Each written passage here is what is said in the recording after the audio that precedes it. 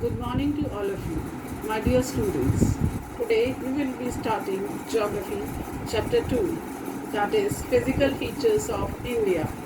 We have already learned in the previous chapter that India is a vast country with varied landforms.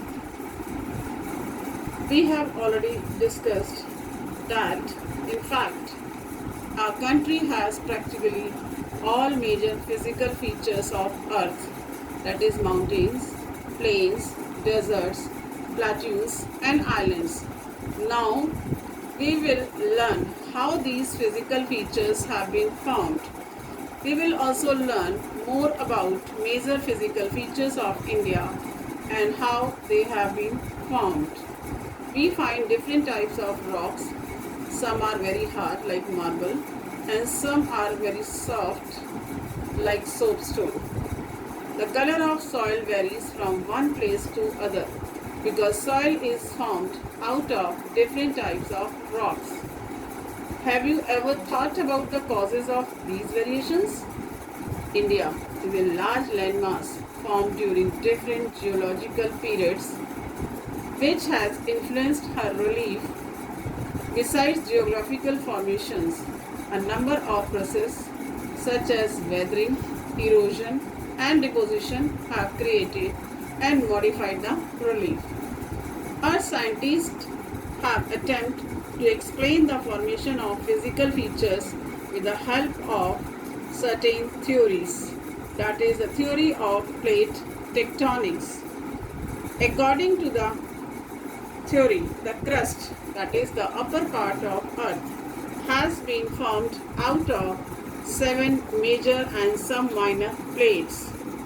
The movement of these plates result in building up of stresses within the plates and the continental rocks above. And 3 types of plate movements convert into different boundaries, that is convergent boundary, divergent boundaries and transform boundary. Convergent boundaries, it is formed when plates come towards each other. Divergent boundaries, it is formed when plates move away from each other. And the last one is transform boundary. It is formed when plates move horizontally from each other. The movement of these plates have changed the position and size of the continents over millions of years.